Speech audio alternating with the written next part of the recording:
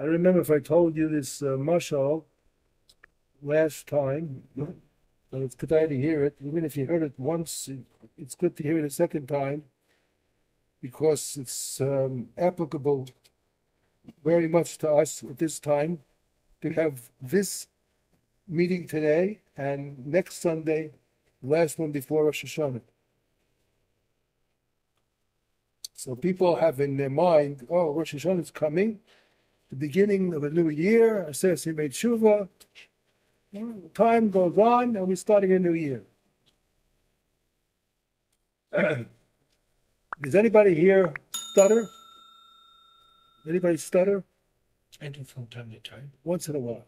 But so I'm going to talk to a story about a person who stutters. Don't feel in any way it's meant to in any way make you feel better in any way at all. But you're very good. Your stuttering is nothing with nothing. All right. Is there Avadia? You have the page? Is there a page there for Avadia? Yeah. Okay. The story is the following. There was a young lady who was becoming of age for marriage, and her father started to inquire by friends, relatives, shadchanim, recommend my daughter a fitting husband. So they came up with all kinds of suggestions, and one person, shadchan, came to the father and said, I have a very good boy for your daughter. He has one chesara, one fault. He stutters, but he's a wonderful boy. He has good midos. He learns. He's religious. He has Yiras Shamayim. Stutters. So the father says, you know what? If he's really a good boy, we won't make the stuttering an issue. You can live with it. Something you can live with. You get used to it. So they made up a time. The boy has to come to the house and meet the girl. Comes to the door, knocks on the door. They open up the door. Say the panim yafas b'simcha, and the boy says, stuttering of course, shh, shh, shh, shh, shh, shh, shh, shh, shh. Shalom. He got it out. They took him out to get it out because he stutters. But they were makabel him b'simcha, and they didn't make him feel better. They sat, talked with the young lady a while, and he turned out to be, the girl was very impressed that he seems to be a good boy. So they were thinking about maybe a second meeting. So Shadchan calls up the father, and he says, well, what do you say? Father says, no shidduch. Finished. Nothing to talk about. He says, why? He says, this boy, you say he's a good boy. This boy knows he has a little bit of a problem. Before he knocked on the door, he should have said, shh, shh, shh, shh, shh, and the door opened up, said shalom at that time. The first impression he should have given with a shalom without, he should have prepared himself beforehand. A person who knows he has a problem and doesn't prepare beforehand, that means he's not a good boy. Something wrong with that boy. He doesn't have the midos that you were talking about, something lacking in it. That's all a mashal. The whole thing was made up. What is the point of the story? The point of the story is what we said before. Rosh Hashanah is coming. Aseret Yemei Tshuva starts off with Yom Hadin, Yom Teruah. People think, okay, now I'm turning over a new leaf. New Year's resolutions. It's a very big mistake. What's the mistake? Because they don't prepare it beforehand in Elul. That's the mistake. When the door opens up on Rosh Hashanah, now you're going to start stuttering now? The time to prepare for Rosh Hashanah is now in Elul. If you don't prepare now in Elul, they're going to say to you, no shidduch. Very, very important to prepare yourself before Rosh Hashanah. not wait for the New Year resolutions. When the New Year starts, oh, now I'm turning over a new leaf. It's going to be different this year than last year. All the success of Rosh Hashanah, Yom Kippur, the whole Tishrei, all depends on how the Elul goes. It's a very, very important idea. All depends on what you do in Elul to prepare yourself, to build yourself up. We know that in Judaism, you don't just do a mitzvah. You have to prepare beforehand. You have to get your mind focused, and you have to do it with the right kavanas. Then when you come to do it, it comes out the way it's supposed to. But you find in the last second, the last minute, it has no time. It's lacking the quality. It's lacking everything it's supposed to have because you didn't prepare beforehand. Okay, that's number one. Number two, I want to tell you something about the Baal Shem Tov. One point here, I didn't photograph this. It's one small paragraph. And he said the following. I'll just read it to you, and then we'll go into the page that I gave you. It's a very important page. We're going to deal, the main topic of today is the kavanos of the shofar on Rosh Hashanah. The whole Kiyah shofar on Rosh Hashanah in most shuls takes only a couple of minutes. How long does it take to blow? A couple of minutes. I'm sure, and you go to the places where they understand the kavanos well, I'm sure it doesn't take less than a half hour. I can't believe it that it takes less than a half hour. Because we're going to learn exactly what's involved in Kiyah shofar, and it's certainly not something that you just blow a horn and listen to him, what sound to blow, and I blow it, and after 2 minutes it's all finished. That's it, we continue. There's a lot to talk about, and we'll start talking today. Hopefully we'll finish it today, and if not, and review it again next week. But let's just have an introductory paragraph here. I want to read from the Baal Shem Tov what he says about Rosh Hashanah Yom Kippur. Mashal sheshamati mimo, he heard of Mashal. This is, who is it talking about? One of the Talmud of Yaakov Yosef, one of the big Talmidim of the Baal Shem Tov. Says there was a Medina that had a very, very powerful warrior. He was well known, a real Gibor. Everyone, like some top general, if you want to call it today, a real top general. Everybody was saying on him. He knows all the tricks. He knows all of the maneuvers, everything. He knows all of the latest the scientific advancements in armor and in shooting, and he knows it all. And they didn't bother much, about what they have to do. They're all reliant on him. He'll tell them what to do in the last minutes. He knows it all. Came the actual war, and he wanted this general, he wanted to prepare his own ammunition, his own armor, whatever he wanted to use, his missiles, whatever. And somebody stole his equipment. They stole his equipment. And he didn't have what to make those days. He didn't have now how to make war. Can't go out just with the bare hands. You have to have a shield. You have to have a sword. He didn't have anything. So all the people who are dependent on him, what's going to happen now? Now we don't have the general. We don't have the big Gibor that we're all samich on him. What's going to be? So Baal Shem Tov says that's all a mashal again. It's all a mashal.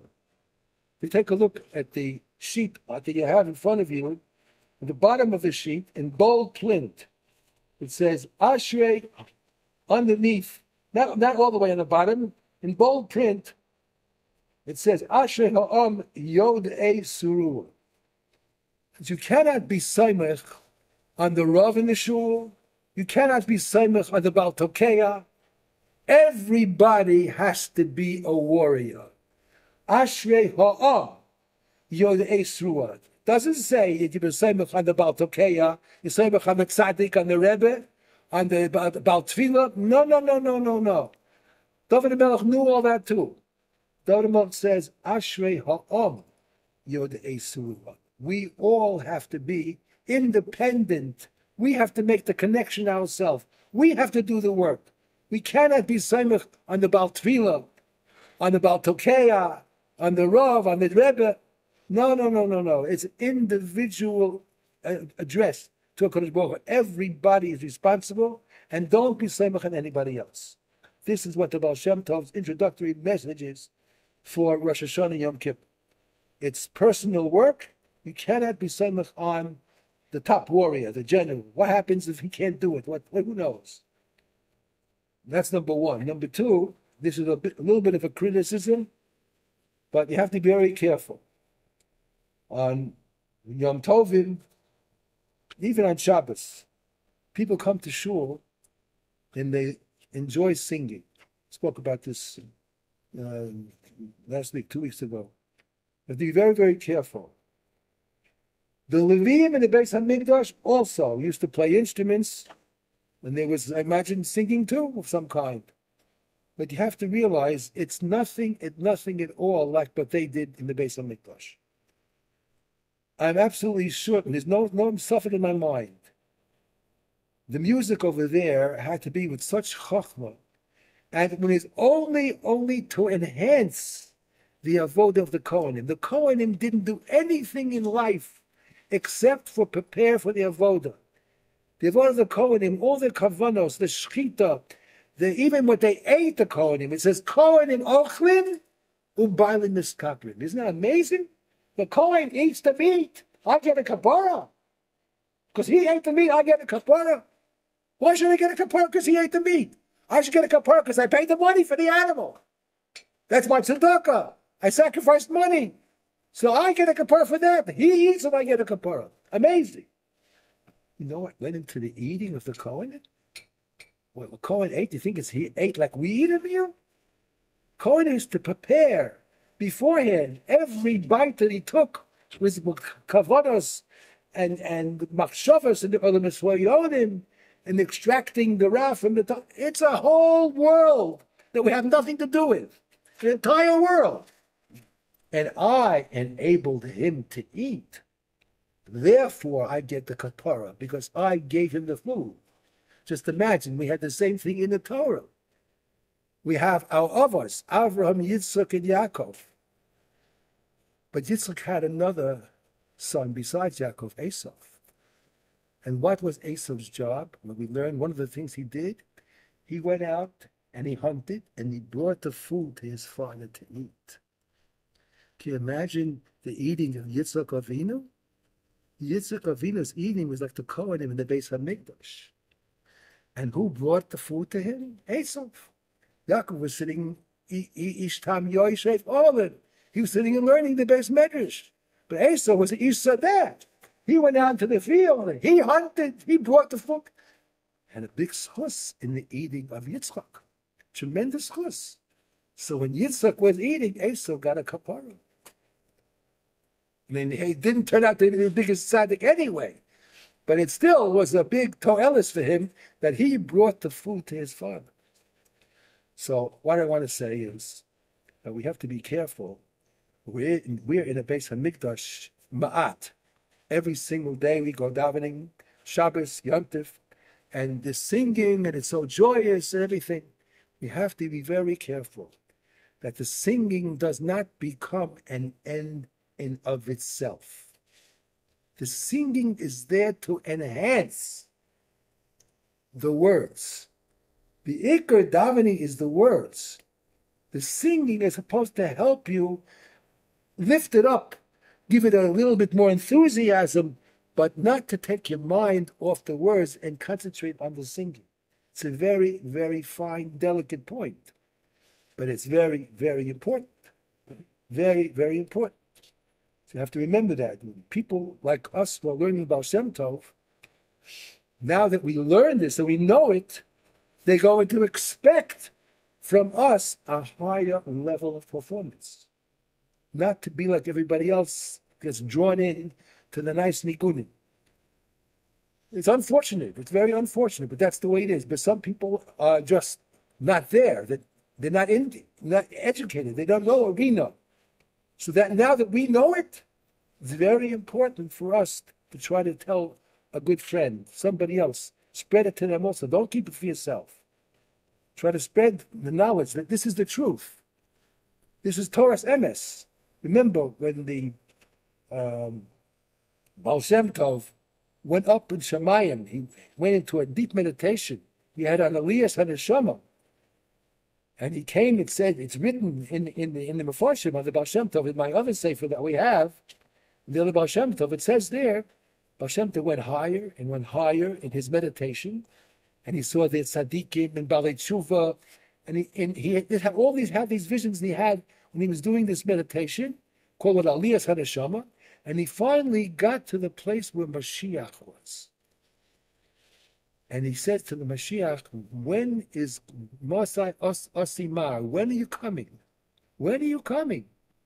So Mashiach answered him, when your Torah will be spread to the whole world, when they'll find the truth, when they'll know the truth, when they'll practice the truth, then they'll be ready for me to come. Because I cannot come to people who won't understand who I am and what I'm representing, what I want to, my messages. They have to have the prerequisites. They have to have the hachana. You want to have a successful Rosh Hashanah, Yom Kippur, Shmini Atzeres, you have to have the preparation beforehand. That's now. That's El. So we're taking this time. We've been learning, all year long, we're learning Baal Shem Tov on Tefillah and all the things which are connected to it. But these two shiurim that we have now will be specifically based on Rosh Hashanah, and this one especially on Tkiyah Shofar. Okay, so if you take a look at the sheet that you have. Rabbi, sorry, when you mentioned this now, did you mean that the whole world joined as well? With no... Well, let's put it this way. It doesn't say specifically. It says, Mashiach told him, when your wellspring will break out to the world. So I imagine when Jews are acting the way they're supposed to, the Goyim will also learn from us too. It's not directly to the Goyim, but the Goyim are required, they have Zion mitzvos, they have to keep their set of mitzvot. They're also God's children. Also God, they're His creation too. Yeah. So a lot of the truth that we know and practice will spread to them also. And so that, Right. I'm sure that, but the main thing is, of course, that we have to be prepared. If we're prepared, then Hashem, it'll rub off on the Goyim too. Not the opposite way. We learn from them. They should learn from us. Okay. So let's look at the top. Beginning, it said the shofar oisa kedel halom. The shofar accomplishes the following things. Now, when I say the shofar accomplishes, it's not only the call of the shofar. This is amazing. It's not only the sound of the shofar, the actual horn itself. The shofar itself also represents something. And you hear what it represents. It's an amazing idea. It's an amazing idea. You think of the way a shofar looks. They're all different shapes and forms, but they all have one thing in common. What's the one thing in common? They have a narrow area by the mouthpiece, and as it goes further and further down, it gets wider and wider and wider. Sometimes it's curled, some more curl, less of a curl, more. But it starts with a narrowness up on top, and as it goes further down, it opens up and it spreads, and the shofar is wider at the bottom. What does that mean? What does that mean? It's like the windows of the Beit HaMikdash. I don't know if they have the same street. No. That's if you can find a connection, good.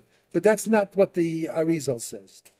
The Arizal says in the Olamas Halyonim, we have different levels. Let's look at it as a form of a person. The highest Olamas, as let's say the head, the keter, then you have chesed, and the keter is the crown. And inside the head you have chachma ubina, right to left. Then you have chesed, gevura, and teferes is the torso. Chesed, gevura, netzach, hod, yesod, and malchus. The entire body is used as a way of giving us a grasp of what's going on in the Olamas Halyonim. So in the head, there's something else that we didn't talk about in the head. Besides what's inside the head, there's the facial features of the head itself. And the head has a beard. The head has a beard. A person has a beard. And when the beard is close to the head, it's sort of narrow. As it goes further and further away, it spreads. So this is called the dikna. The dikna, the olamas hoyonim. So the shofar is a representative of that idea. In the olamas hoyonim, in the very high up, not the lower worlds, the lower spheros. In the highest spheros, which have to do with the Rosh, you have a beard that comes down from this. So every Jew, really, I mean, I know in the Hasidic world, it was very, very common, that even the Hasidic Bachman, before they got married, they would grow a beard. As soon as the beard started to grow, they would not cut, not shave it. This whole thing of shaving is a Goyish idea. It's a Goyish idea. We shave to look nice, to look feminine, or anybody call it attractive. This is all Goyish. It's all Hollywood. That's all it is. It has nothing to do with Judaism. Nothing to do with Judaism at all. In Judaism, straight, pure Judaism, a man should have a beard. That's what we learn from our Holy Svarim. That's the way it's supposed to be. A man should what? A man should have a beard. A beard? Yes, you're on the right track.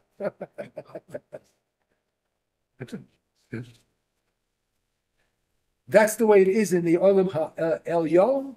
That's the way it's described. So the shofar is a representative of that, with a narrowness near the mouthpiece, and as it goes away further and further, it spreads like the beard. As it goes further and further away from the face, it gets wider and it spreads. So the shofar itself already accomplishes something. When the Baal Tokea picks up the shofar represents, let's call it, it's an instrument of sound. Now, sound, you have to understand, where would you put sound? Would you put sound according to the midah of chesed or the midah of din? What would you say sound fits into which category? Chesed or din? Chesed. Say chesed. Anybody else? Chesed. You say chesed. Okay. What do you say? I'd say din. Din. Okay. Well, you're right. Why is he right? You have to understand, music per se has to be on specific notes. Well, but music has a tone, has notes. If you blow the wrong note or you sing off tone, it's cacophonous. It's not harmonious. It disturbs you. It sounds terrible. But music has to be precise. Has to be exact, and therefore it's midas hadin. The effect of the midas hadin can be in you to make you more emotional, to make you happy, yes, but the actual music itself works with the midas hadin.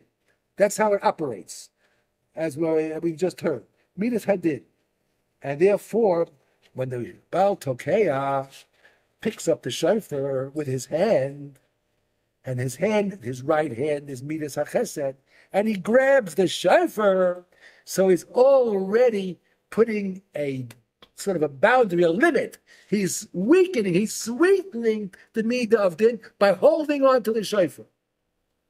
You hear that? The shofar represents the midah of din, because it's based on tones, on music, and the Baal Tokea picks up with his hand the shofar, the hand covers over the shofar, it sort of captures it inside, and he's already weakening the midas hadin by doing that, just by holding it, without blowing, just by holding the shofar itself. That's a good thing? Of course it's good. On Rosh Hashanah, we don't want din. We want to have rachamim. We don't want din. But the midah of it happens to be a day of judgment, so it is a day of din. We want what we call hamtakas din. We want to sweeten the din. So what's the first thing we do, even before we blow, is we grab the shofar and we sweeten, or we put it down a little bit, not to be so outstanding and proud. I'm going to take care of you with the midah of din. Not so fast. Not so fast. And what we do down here, don't think it's just a mushroom. Don't think it's just like a game. What we do down here has an effect in the entire olam. In the Olam Eshoyonim, everything we do down here has effect up there also. even though up there is the day of judgment, the year of din, and that's why we're all so terrified in Rosh Hashanah of Yom HaDin. But if we're already showing that we're doing something to sweeten the din, to soften the din, so up there also there'll be a softening and a sweetening. So that's number one. Okay. So the first item you have over there, it says number one, Mamtikas Hadin al yedei achizas hashofar atzmo, by holding onto the shofar, v'al yedei kol hatekiyos b'chlal. Generally, in general, all of the tekiyos that we blow, they all have the general effect of sweetening the din. Now, here's one thing very important to remember. Think for a moment, Rabbi Sai, it's a mitzvah to blow shofar Rosh Hashanah, correct? Mitzvah d'oraisa. It's the only mitzvah d'oraisa specific for Rosh Hashanah. We have the mitzvah of Kriya Shema, we have mitzvah of Tefillah, but those are all year long. But what is the only special mitzvah for Rosh Hashanah? One mitzvah. That's all. Tchiyas shofar. That's the only mitzvah d'oraisa specific for Rosh Hashanah. It says in the Torah, it doesn't even say the word shofar in Rosh Hashanah. It says Yom Teruah Yilachem, a day of blasts. A day of blasts, that's all. That's how Rosh Hashanah is described. A day of blasts, Yom Teruah. So we have to put a lot of emphasis and concentration on this mitzvah to make it the most qualitative that we can. So by knowing these things and listening again, think now for a moment, Rabbi Sai, what is the nusach of the bracha that the Baal Tekeya makes on the shofar? Shema. The Shema. You hear that? He said, Baruch atah Hashem, Elokeinu melech haolam, asher gilanu mitzvah v'tifanu, not litkoa b'shofar, lishmoa b'shofar. The mitzvah is not to blow. The blowing is only a means to give us the ability to hear. That's the mitzvah. What kind of mitzvah is that? Mitzvah is to hear? Hear the blast? What am I doing? I'm not doing anything. Just being passive. Someone's blowing shofar. He's having a hard time up there. Not so easy to blow. Well, sometimes it's hard. He's working. He's doing the mitzvah. Why did I say the Shema? Why did he say the Kol b'shofar? The answer is, Rabbi Sai, when you say to somebody, I hear what you say, what do you mean by that? I hear what you say. You mean you hear his words? Or you hear what's behind his words? It's behind his words. Behind his words. You hear what his intentions are, what his machshavas are. That's the meaning of Lishmoa b'kol shofar. You're not listening only to the tone of the shofar.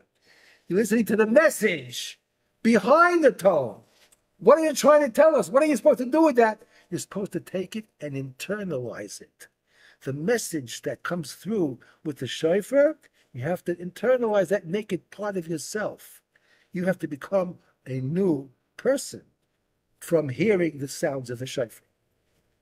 So number one is we have to realize by listening to the shofar and then holding on the shofar, we want to sweeten and put the midah of din in a softer place, not to be so harsh. No. Number two, okay, fine. Have a good day. Number two, Magzir kolchos le'odamas ve'elyonim. Betchilas Hashanah al yedei protei hatkiyos. Now this is very interesting. It's very interesting. To explain this, I want you to think for a moment of the Seder of the Tkiyos. We have a Tkiyah at the beginning, then you have Shvarim Chua by itself, then you have a Tkiyah at the end. Why do you have to have a Tkiyah again at the end? I had one Tkiyah already. Every line I blow a Tkiyah again. I have to have all kinds, so I have Tkiyah, Shvarim, and Chua. What's the purpose of the Tkiyah at the end?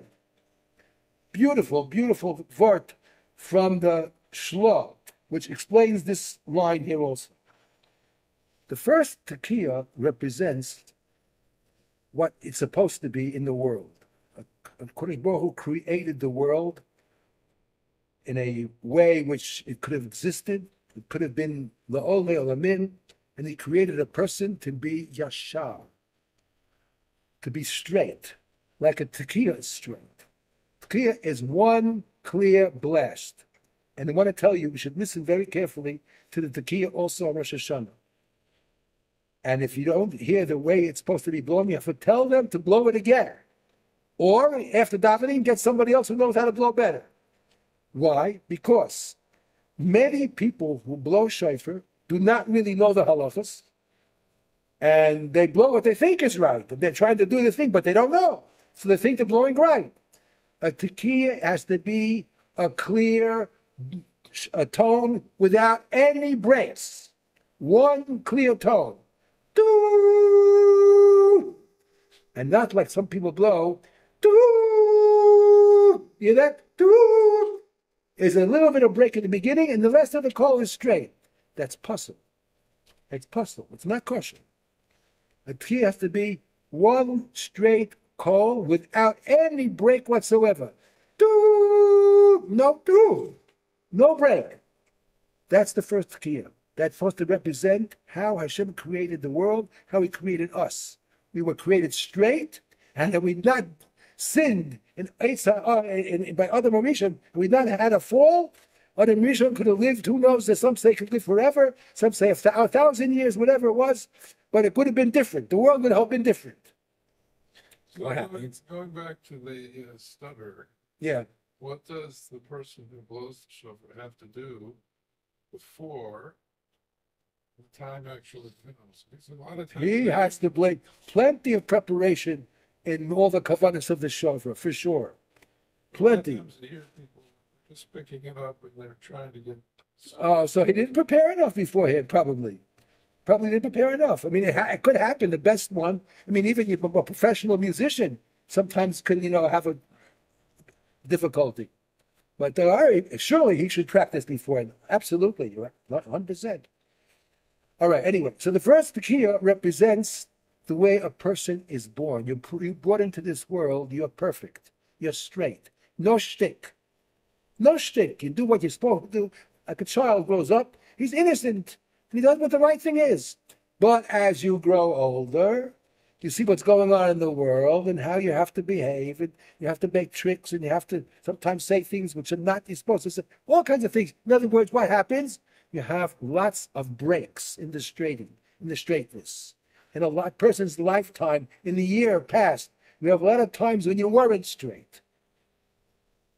That's the shvarim and the truth. The shvarim is a smaller diversion from the straightness, and the trua is a bigger diversion. Or vice versa, either one, there's difference. But anyway, there's breaks in a person's straightness. He's not straight as he's supposed to be. What do you do now? It happened. What do I do now? Oh, that's why we have the last tekiah. Hashem says, I love you. I'm going to give you a chance to restore yourself to the first position, the first tekiah, by doing tshuva. That's why we have to have a second tekiah. The second tekiah at the end of the line gives us hope and encouragement that we can go back to the beginning the way we were before. So now we understand why you have to have both tekiyahs. The first tekiah is the way you came into the world, the way you started off. And the last tekiah says you can come back to that. You can return to that if you do tshuva and you admit, so on and so on. Don't try to deny it and so on and so forth. Okay, now as far as this admission is concerned, it's very interesting. We say that you could do tshuva and restore your condition as it was in the very beginning, and you were straight. Part of the tshuva process is vidui. Vidui means, I admit, I say, I'm modeh, chatasi, avisi, pashati, ashamnu, bagadnu, whatever you want to say. You have to verbally admit and say it out. Today you deal with people, it's hard for them to admit that they were wrong. It's hard for me to move them. It's your mistake. You did it. It's your fault. Not me. Not me. People, their self-confidence is going to be lowered if they admit that they were wrong. They want to keep their pride, so they don't want to admit they're wrong. If that's the way you're going to be with God, you're finished. You're finished. There's no chance. You'll never be forgiven. The first thing is you've got to be man enough to admit that you made a mistake. Even if you did it not as a mistake, you did it intentionally. You're amazing. But you have to admit that too. If you admit it, then there's someone to talk to. Then Hashem will look at you. Then He's interested to have you come back to Him. Because you're admitting it and you want to come back. So that's fine. But it's very, very important to have that vidui. Now the question is this. What about on Rosh Hashanah? And we know that on the Shalosh Regalim, Pesach, Shavuos, Sukkot, Rosh Chodesh, I don't remember, but Pesach, Shavuos, Sukkot, no such thing as vidui. No vidui. Chol HaMoed, no vidui. It's a yontif. It's a day of simcha. We don't have to bring sadness, bring up all our mistakes, all the things we've done wrong. We know about that, but this is not a time for that. This is a time for simcha. It's now Pesach, Shavuos, Sukkot, Shalosh Regalim, Samachta B'Chagecha. What about Rosh Hashanah?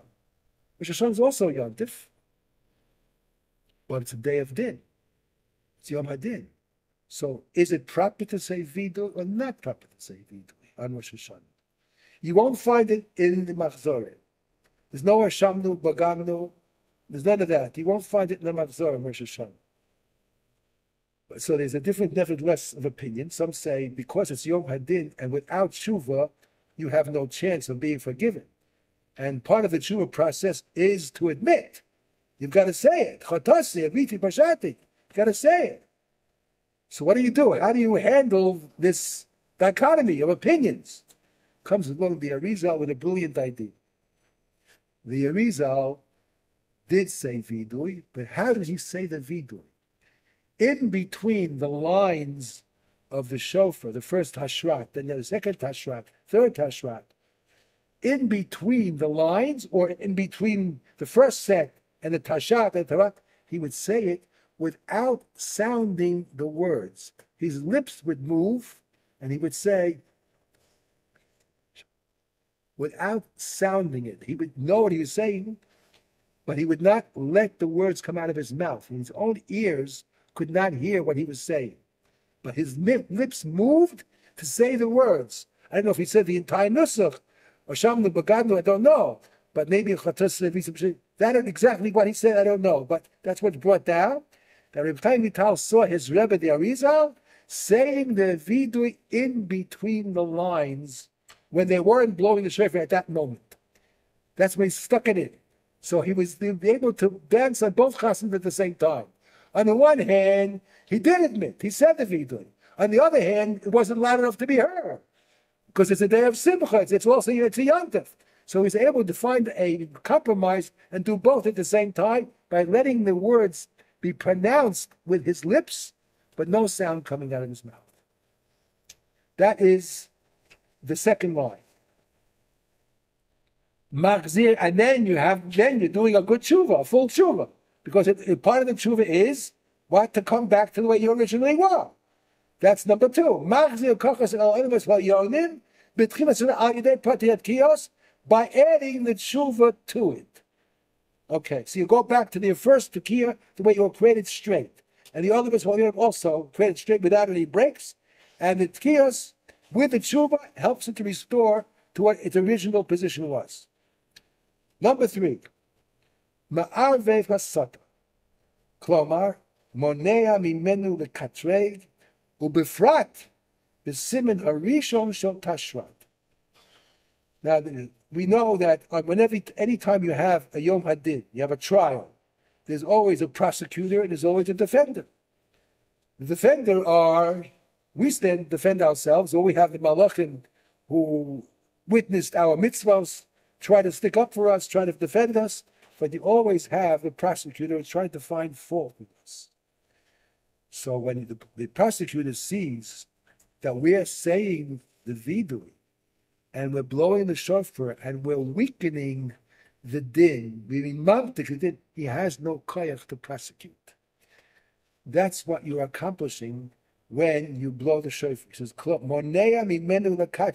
especially the first siman of Tashrat, Shvarim Trua, because that's where you have the largest amount of breakage. In the other two, you have only Shvarim or Trua.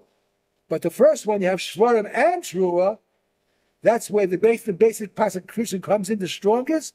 That is the place where it's going to be very, very helpful to do what we said. So you have to take this sheet, by the way. If anyone wants another one, I'll make another. You should have this sheet with you on Rosh Hashanah. Don't put it away and then go to shul with your bowser and leave this at home. You should take this with you to shul on Rosh Hashanah and have it with you. And you have to think about it before he starts. Very, very important. So this is what you want. You want the mitzvah of Shmiras HaShofar to accomplish. So if you have this in front of you, you remind yourself and you'll think about it, and then it'll have a higher quality of mitzvah. Sag es und oh mein, sag es und Kultuf. Okay, that's the first three. Then the next line. B'tashat, when you blow the second group, Shvarim alone, Tchiyah Shvarim Tua, it's Mevatel v'Yetzer Hara Hasholet al mitzvahs aseh. You have to understand that the Yetzer Hara is the same person, the same Satan, who tries to get us to, do Averos, or tries to prevent us from doing what Hashem wants. There's a special Yetzer Hara which tries to prevent you from doing the mitzvahs aseh. All he tells you to do is turn over on the other side. Take a little more of a nap. That's all. Davening starts at 7:30. So you'll come a quarter to 8. Nothing will happen. The world will still be here. So you'll come a quarter to 8. Take another few minutes of sleep. That's the Yetzer Hara, trying to keep you away from doing the mitzvahs aseh altogether, or from doing it right. All he tells you is to be passive. That's all. And relax. The world's not going anywhere. Everything is going to go on without you, with you. You'll come a few minutes late, nothing will happen. That's all the Eitzah of the Yetzer Hara. Just he telling you to be passive. A Jew has to be Eish. He's going to be fire. He's going to be active. He's going to be positive. He's going to be constructive. And you have a special Yetzer Hara which tells you to be calm, take it easy. Nothing will happen. You'll be a little bit late. Or you'll come tomorrow. You won't do it today. You'll do it tomorrow. There's a Yetzer Hara which is specifically appointed to do that. And the second group of Tekiyos, the Tchiyah Shvarim Tua, that was able to cancel out that Yetzer Hara. So you have to think about that. I want this set to accomplish that. This is the message. Remember, the mitzvah is lishmoa, to hear the shofar. And this is what I want to hear. This is what I'm hearing. So I have to think about this when he blows the second set of Tchiyos, the Shvarim Tchiyah, Shvarim Tua. I want that to be accomplished. That the Yetzer Hara who tries to tell me to take it easy in life and relax, I want that Yetzer Hara to be canceled out. That's the second. The last one, Tchiyah Tua Tchiyah, that's Mefatel the Yetzer Hara Hasholet al mitzvahs losas. Now this one needs a stronger kavanah of bittul. Why? For the losas, that means, of course, those are the admonitions, the things which you are usher to do. You're not allowed to steal. Lo tignov, it says at Nibros, you can't steal. Lo tirtzach, you can't steal. So the Yetzer Hara will say, no one's going to care about it. It's not important. It's minor. No one's going to miss it. It's only worth a few agorot. Nothing. Why is it nothing? Nothing. That's the Yetzer Hara trying to convince you to do an avera actively. Pick it up, put it in your pocket. Put it in your pocket. What did I do? No one even cares. No one, but it belongs to the shul. It belongs to the building. It belongs to somebody else. It's not yours. You know it's not yours. Why are you taking it? Maybe someone forgot it on the table. Maybe they'll come back for it. Who knows? The Yetzer Hara will try to convince you with all kinds of excuses. It's okay. It's all right. No one will miss it. No one will miss it. Put it in your pocket. Finish. Go home. There's a Yetzer Hara which tells you to do averas actively. That is a much greater avera than being over a mitzvah aseh. Being over a mitzvah aseh, all you're doing is being passive. You're not doing the mitzvah. So I didn't do it, but I didn't do anything actively wrong. I didn't do an avera. Didn't kill anybody. Didn't hit anybody. I just was passive. Okay, so that's wrong also. But this is much worse. This is where you're doing something active against something or somebody. There you have to have a special Yetzer Hara for that, and the tekiyas of the last set, tkiya, true tkiya, the mevatel that yetzer hara. But again, if you don't have that kavana, if you don't think about it when it's happening or right beforehand, then for you it's not going to happen. Very, very important to remember that. I'm telling you again, take the sheet with you to shul and write notes on it, whatever you need to remind you of what you have to think of when you're listening to the shofar. It's vital to make the mitzvah a quality mitzvah. Not just to hear the blast and that's it, and eat for it. Okay, I was Yotze, I heard a shofar. I heard it, that's it. That's not at all what the intention of the shofar is. The intention of the shofar is to internalize these messages that are here on this page and use them on Rosh Hashanah itself. Okay, we go a little bit further. Now here's other kavanas that we have to have in mind too. V'chein yesh Rechavia. This is, you have to add these kavanas to the ones we learned earlier. Number one, the 30 that we blow before Musaf, they have the koach, what we said before, those things that we said of the tashrat, but the whole set of 30, to be mavatel the yetzer hara of avodah zarah. Now listen to this very, very carefully, Rabbi Sai. Listen to this very carefully. And don't take it personally, because it's a worldwide magefa. It's mamish a worldwide magefa. Let's take a look at the word avodah zarah. What do the words mean, avodah zarah? How do you translate that, avodah zarah? Avodah zarah, it's translated literally, means strange worship. What does strange worship mean? The only worship that is expected and commanded of us is to worship Hashem. Nobody or no thing else. No statues, no people, only Hashem. That is the only avodah which is permissible, and it's a mitzvah. All directed to Hashem. Everything else in the world that you give honor to and you live by it, that's avodah zarah. It doesn't have to be idolatry. If you live by the principle, I'm talking to myself, not only to you. If you live by the principle by, I do what's in it for me, that is a worldwide plague that has overtaken the entire globe. People do what's good for them.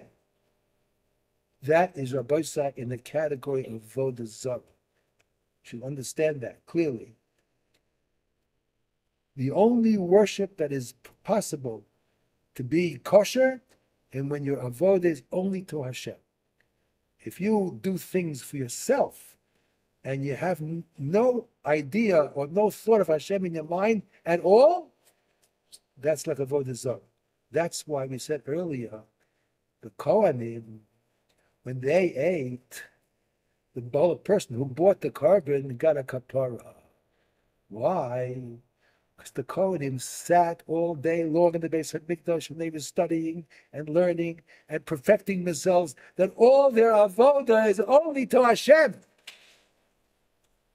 The shchita and the eating of the carbon, they ate only for Hashem, did not think about satisfying their bellies, filling up their bellies with a good steak. That was not at all in their kavanas. I don't even know if they realized what they were eating. They were so up in the Olamis Hoyonim, that kind of an eating, that's what brings the kapara. And when we eat as well, why are we eating? Are we eating to satisfy our desires, our bodily desires, because this tastes good and that doesn't taste? Would you be willing to eat something that doesn't taste good, but you know it's healthy? That's the test. That's the test. We eat something that doesn't taste good, but you know it's very healthy to eat. Would you eat it? What they done. If you eat it, then that's avodas Hashem. And if you won't eat it, then what can I say? What can I tell you? What can I tell you? That's the test. It's very, very important. This is the first one. This is Navatal v'yetzara avodah zarah. We should not be worshiping even ourselves, only to Hashem. Only to Hashem. Rabbi said, this is the Baal Shem Tov. This is the truth. That's what Mashiach told him. You want Mashiach to come? Got to spread the truth to the world. Your wellspring of truth got to spread to everybody. Goyim as well. This kind of a concept, Goyim can also do. Eat to serve God, not to satisfy their animalistic instincts.